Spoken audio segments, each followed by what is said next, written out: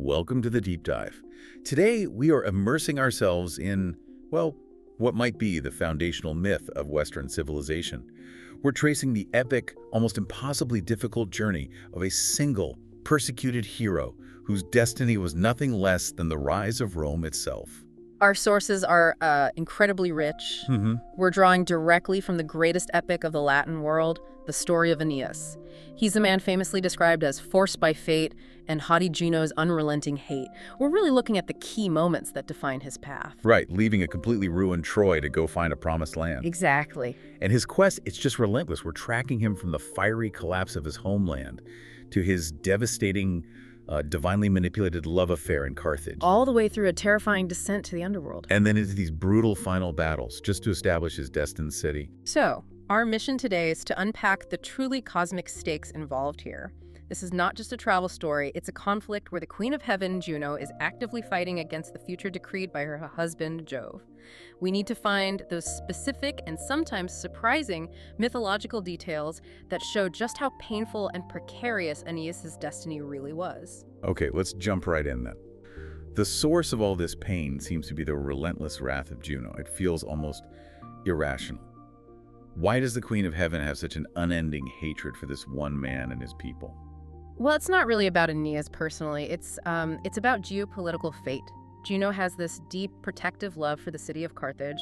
Our sources are clear. It's a powerful, seafaring metropolis, a Tyrian colony. She loves it more than her own sacred land of Argos. And she knows the prophecy. She absolutely knows the prophecy. The fates decree that these Trojan refugees will establish their line in Italy, and that this line will eventually produce Rome, which is destined to conquer her beloved Carthage. So to Juno, Trojan survival is an existential threat to her favorite city, and she just cannot stand it. Her frustration with the fates is actually quite striking in the text. She compares herself unfavorably to the goddess Pallas. Pallas managed to destroy the entire Greek fleet just for the offense of one man, Ajax. Right, and meanwhile, Juno feels like she's employed fruitless force against what she calls the thin remains of ruined Troy. She feels completely powerless against destiny. And that's the core tension, isn't it? A major god trying to overturn a cosmic blueprint. It is, and this failure, it starts right at the fall of Troy. The city's destruction wasn't just a military loss for the Trojans, it was a total breakdown of psychological and religious defenses, all orchestrated by this one Greek liar, Sinon. Sinon is the key. The sources describe him as taken to take. He let himself be captured. He did. He invented a completely fabricated backstory, claimed the Greeks had abandoned him, and convinced the Trojans that the giant wooden horse was a sacred offering. He was incredibly persuasive, claiming the horse was meant to appease Minerva because Ulysses and Diomed had stolen the city's sacred image, the Palladium. He weaponized their religious guilt. It was brilliant, in a terrifying way. Okay, but here is the truly tragic detail. This is what proves the fates had already designed Troy's fall.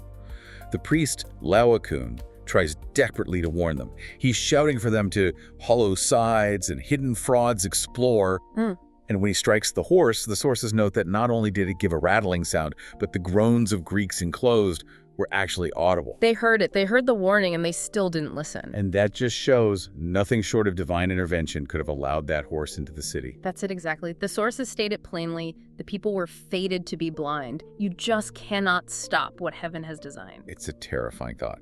So Aeneas, seeing all this, is ultimately commanded to flee by the wounded ghost of Hector. The former champion tells him Troy is already collapsing. It nods from high and totters to her fall. He's told to take the household gods and go. Go establish new walls. His entire purpose shifts in that moment. From defense to foundation. He's the ultimate refugee, carrying the old gods and the seed of a new civilization on his back. So Aeneas escapes. He's literally carrying his elderly father Anchises and leading his young son Ascanius, who's also called Elis. After this long, harrowing period at sea, he's shipwrecked. And he lands on the shores of Juno's favorite city, Carthage, ruled by the newly widowed Queen Dido. And this is where the conflict between the gods just accelerates and dictates, well, profound human tragedy. Venus, Aeneas' mother, knows Juno is watching every move. She rightly suspects Tyrians are double-tongued. She can't trust them. So her solution is absolutely ruthless. The plan is for Cupid to assume the form of young Ascanius. What's the goal here? Total irreversible love. Cupid is instructed to use sweet kisses to infuse thy venom in her veins. The goal is a love for Aeneas, so violent, so strong, so sure, as neither age can change nor art can cure. It is instant, toxic, divine manipulation disguised as romance. Wait, I have to stop you there. This totally changes how you see their relationship. Dio, who had sworn off remarriage after her first husband was murdered, is literally poisoned by the gods to fall for Aeneas. Was her love ever real? The sources suggest the feeling was real to her, but the mechanism was entirely artificial. The marriage that follows is just a fabrication. It's sealed during a fierce storm conjured by Juno in a cavern, witnessed only by nymphs. And the queen, she calls it marriage, by that specious name, to veil the crime and sanctify the shame. She knows. She's creating a legal fiction to protect her reputation while she pursues this consuming passion. And Aeneas seems pretty comfortable settling down. What's so interesting is that he doesn't leave because he remembers his duty. He has to be reminded. Precisely. Jove looks down and sees Aeneas completely neglecting his mission, so Mercury is sent, and he finds our hero actually busy raising new ramparts for Dido's town. And he's wearing this telling detail: a purple scarf embroidered with gold, a luxurious gift from Dido. He's going native. It's the ultimate shame. Mercury lands and basically asks, are you really going to waste your life here in fancy clothes? Your fate is to command a martial race. You owe your son Ascanius the Ausonian scepter and the name of Rome. Aeneas is seized with sudden fear. He knows he has to obey Jove, no matter his feelings for Dido. And when Dido confronts him, she's devastating. She accuses him of fleeing in the harsh wintry winds and laments he couldn't even leave behind a young Aeneas to supply your place. That desire for a child, a miniature Aeneas, that's the most human and heartbreaking part of her plea. But Aeneas, unmoved by Jove's command, eventually leaves, and then Dido is just plagued by these terrible omens. We read the wine she poured turned to putrid blood, and the milk turned to mud. Her entire world is dissolving, and it's all fueled by divine cruelty. Consumed by rage, she decides to end it, dramatically. She has a great funeral pile built, and then she strikes herself with the sword Aeneas left behind, dying on the pyre. It's the end of a great queen, and the first major tragedy of Aeneas' destiny. After that devastation, and with Juno's hatred still looming, Aeneas needed a total shift in focus. The journey to Italy is still caved with trials, though, isn't it? He still has to face Scylla and the Cyclops. He does. And we also see the literal fulfillment of this impossible prophecy. The Harpy Celaeno had warned them they would suffer a fierce famine, that they'd be reduced to grind the plates on which you feed. It sounds ridiculous, but it's fulfilled later when they eat the flatbread they're using as tables. And young Ascanius jokes, "See, we devour the plates on which we fed." That little moment of relief signals they're finally reaching the end of their wanderings. So once they land near Cumae, Aeneas has to consult the Sibyl to understand his future, and what's fascinating here is just how unreliable she is. You mean beyond the fact that she's, predicting the future? Yes. The sources say she writes her fates on loose leaves, and if a gust of wind scatters them, she just doesn't bother to reorder them. So you can imagine all these customers just left with a pile of scrambled paper, leading them to upbraid the madness of the visionary maid. That's incredibly frustrating for someone carrying the weight of the future. She tells him the path to hell is easy, but returning is the mighty labor. It's only granted to those of shining worth and heavenly race. He needs the golden bough, which his mother Venus's doves help him find. And this descent is crucial. He has to reorient his future by confronting his past. And the first, most important person he meets down there is Dido. How does she react to the man who ruined her life? She looks at him disdainfully. She refuses to speak, remaining unmoved upon the ground, and just turns away into the shade.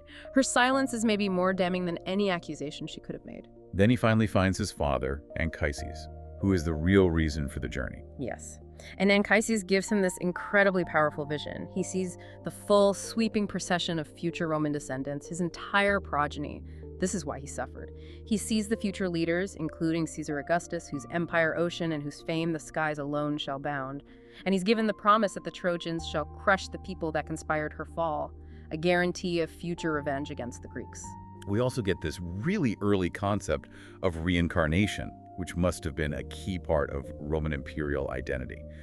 What did Anchises explain about the river Lethe? He says the souls drink the water of Lethe to become unremembering of its former pain so they can suffer mortal flesh again. This is essential.